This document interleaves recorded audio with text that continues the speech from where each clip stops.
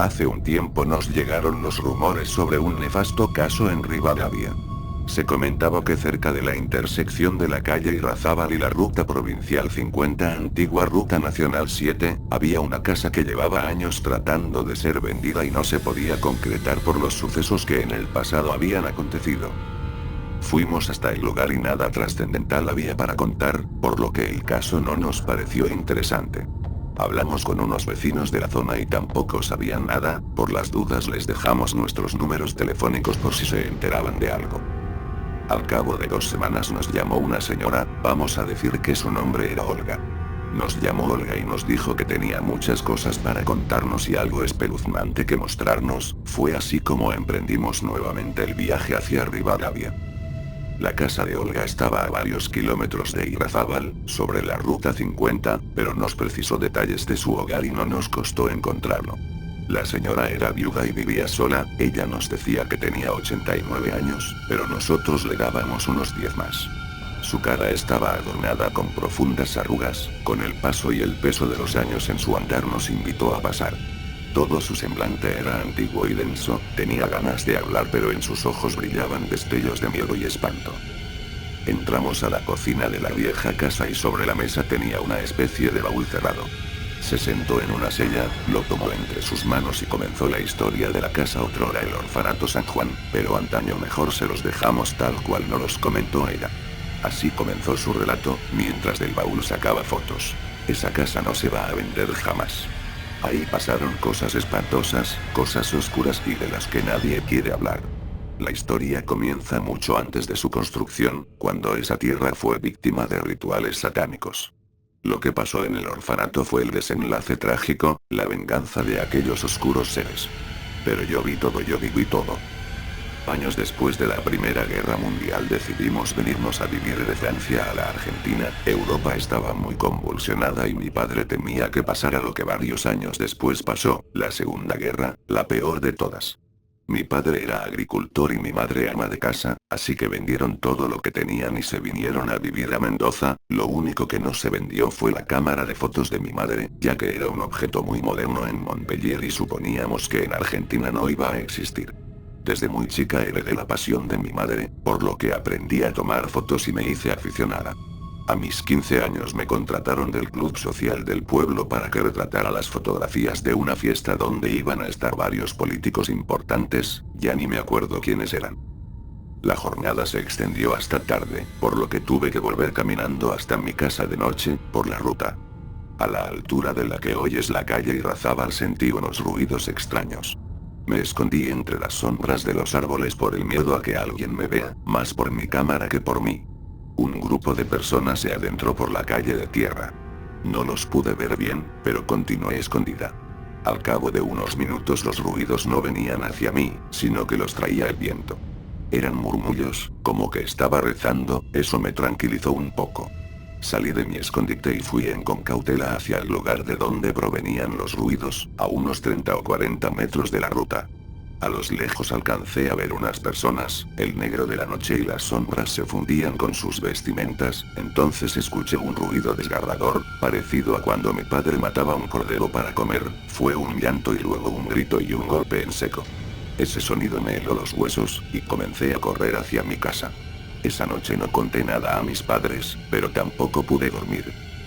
A la mañana siguiente volví hacia el lugar, observé que nadie estuviese por los alrededores y me adentré por la calle Irrazábal. En ese momento había una finca abandonada. Los yuyos habían crecido por doquier, había un forraje tupido que separaba la calle de la finca. Encontré un sendero, trazado por algunas huellas que decidí seguir, caminé cruzando la vegetación, descendí por unas piedras y encontré una zona despejada, sin yuyos, sin piedras, rodeada por higueras muertas. No había nada ni nadie, ni siquiera algún objeto que llamara la atención, pero en el centro de ese lugar, una mancha negruzca decoraba el piso. Me arrimé hacia la mancha y le pasé el dedo, era una sustancia viscosa, al frotarla entre mis dedos perdió color y se transformó en rojiza, deduje que era sangre.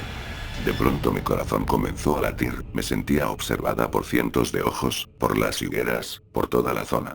Observé desesperada hacia todos lados y no había nadie, el ruido del silencio me absorbía, ni siquiera escuchaba el canto de los pájaros, entonces corrí, corrí y corrí hasta que llegué nuevamente a mi casa.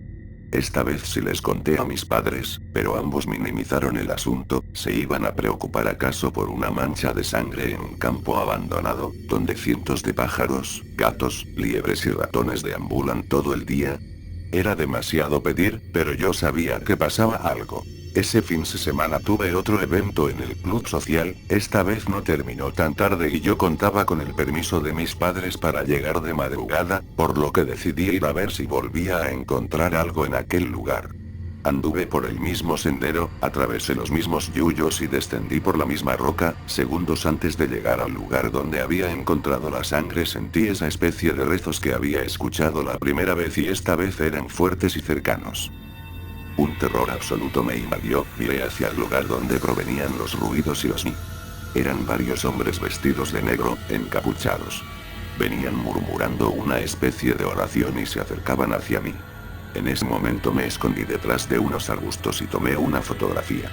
En ella pueden ver lo que vi, 4 hombres que venían hacia donde yo estaba, pero detrás de ellos venían varios más, calculo que unos 20. No tenía escapatoria, por lo que decidí mantenerme escondida, tampoco iba a poder tomar otra fotografía, porque la cámara hacía ruido y me iban a descubrir, pero lo que vi esa noche fue espantoso. Entre oraciones y movimientos extraños, uno de los hombres sacó de una manta algo, lo depositó en el suelo, justo en el lugar donde yo había visto la mancha de sangre y le quitó la manta con lo que lo envolvía. Fue entonces cuando pude ver quién gritaba. No era un cordero, sino un niño, un bebé. Otro de los hombres elevó sus manos hacia el cielo, mientras profesaba frases en otro idioma y miraba hacia la nada. Poco a poco comencé a sentir cómo mojaba mis pantalones, jamás voy a olvidar el calor de mi orín corriendo por el frío de mi piel. Entonces un tercero que llevaba una guadaña la elevó por los aires y la dejó caer en seco sobre el pecho del bebé, cortando en el acto los llantos de la criatura. Los hombres se abalanzaron sobre el cuerpo, mientras seguían con su ritual, todo mi cuerpo temblaba. Al cabo de unos 5 minutos, que se me hicieron eternos, los encapuchados se marcharon, dejando solamente rastros de sangre en el suelo, nada más. Y así corrí desesperadamente, cortándome con los arbustos, ahogándome en mis lágrimas, con el corazón en la boca de tanto miedo. Cuando llegué a mi casa, mis padres instantáneamente se dieron cuenta de mi estado de alteración. Esta vez llevaba pruebas en mis manos. Una vez revelada la foto no tardaron en llevarme a la comisaría. Ahí nos recibió el comisario Ernesto Saviola, quien escuchó atentamente mi relato. Al finalizar se le dibujó una sonrisa en el rostro, pensando en que eran tonterías de una joven, hasta que le arrimé la foto y sus ojos de desorbitar. Lo primero que me recomendó fue que tengamos cautela, que la policía se iba a hacer cargo, pero que no alertáramos al pueblo.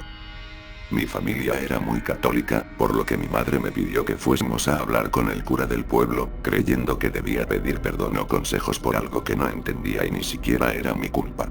Hablé con el padre Joaquín Sotomayor, quien no tardó en comentar entre sus pares con furia lo que unos herejes y paganos, como los nombró, estaban haciendo en el pueblo.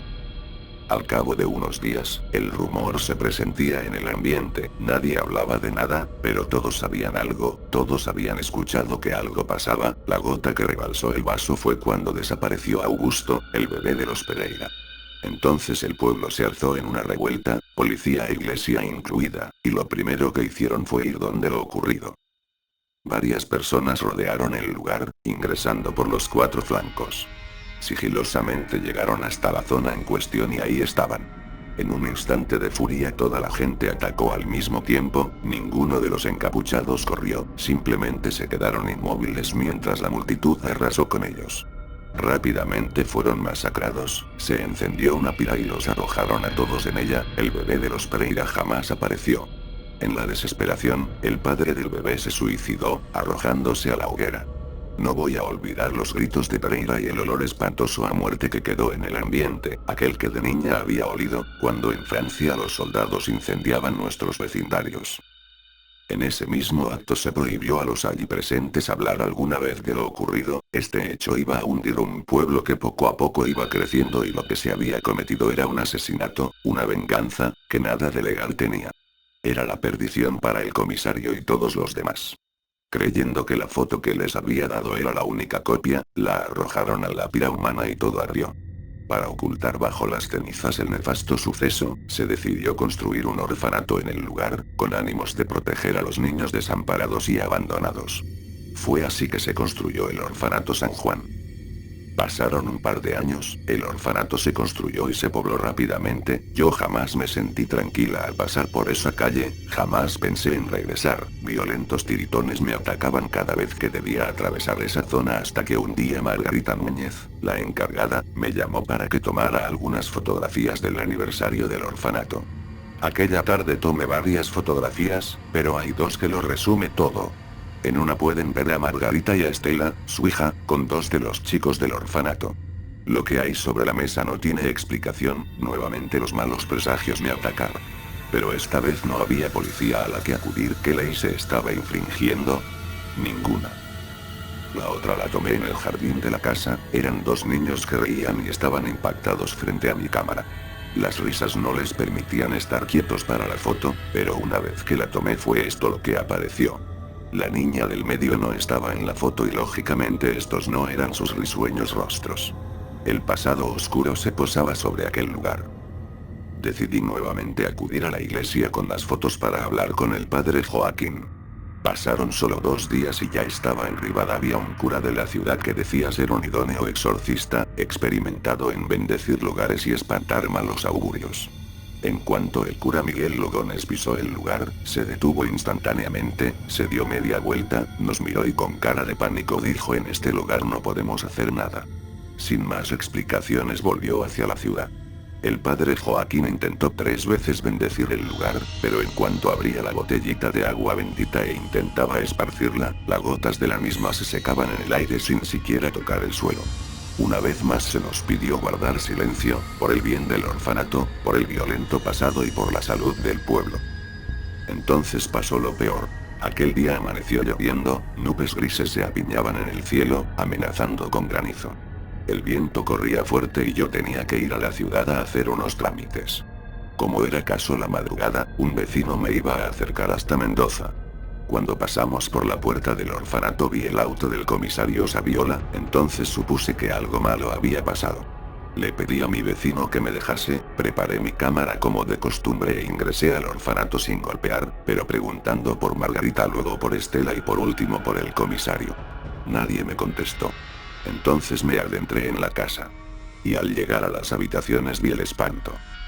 Los cadáveres desparramados de los niños estaban por los pisos, sin mutilaciones pero con sus huesos quebrados. Uno había sido ahorcado con su propia bufandita. A todos les habían retorcido el cuello y golpeado la espalda, como si los hubiesen estampado contra las paredes y los pisos. Era una imagen espantosa, negra, demoníaca. En la otra habitación estaba Margarita, con sus brazos y sus piernas quebradas, sus ojos estaban aún abiertos y transmitían el horror que había sufrido previo a perecer. Estela estaba muerta en la cama, una fuerza brutal había torcido su cuello dejándole la cabeza girada casi en 180 grados. También había niños esparcidos por los pisos, todos muertos, de la misma manera, con la misma brutalidad. En el instante que tomé las fotos aparecieron el comisario Saviola con el padre Joaquín.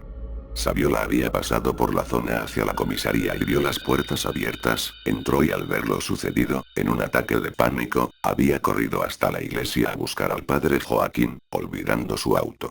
La desesperación se veía en sus rostros, los tres estábamos aterrados y atónitos. La tormenta comenzó a rugir, fue entonces cuando escuchamos ruidos, murmullos, gritos, sollozos, niños llorando, grandes rezando.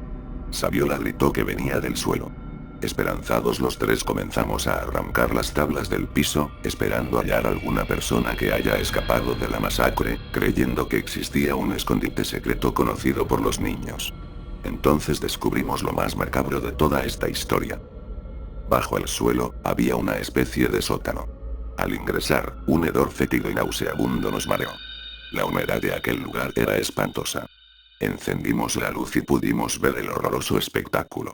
En el sótano del orfanato San Juan estaban los restos de todos los encapuchados que aquella noche se habían quemado hasta hacerse polvo en la pira, como un mausoleo del diablo, como una burla, como una espantosa imagen de terror, todos ahí, eternos, oscuros, quemados, sigilosos, continuando con su ritual de muerte.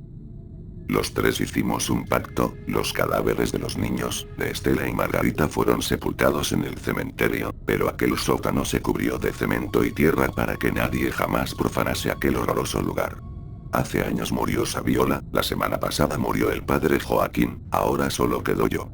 Pensaba llevarme el secreto a la tumba, como habíamos pactado, pero desde aquella vez que no puedo conciliar el sueño, las sombras me persiguen, he vivido una vida de miseria y oscuridad, no quiero esto para la eternidad, así que decidí contárselos a ustedes y mostrárselos en fotos. No son los primeros en ver las fotos, pero sí en conocer la verdadera historia. Hagan lo que crean conveniente, pero dejen descansar a los muertos en paz. Fue así como retornamos a la ciudad, con las fotos y el miedo haciéndonos temblar. Al pasar por la puerta de lo que queda del orfanato ninguno se animó a mirar con detenimiento, pero un halo de oscuridad envuelve toda esa zona.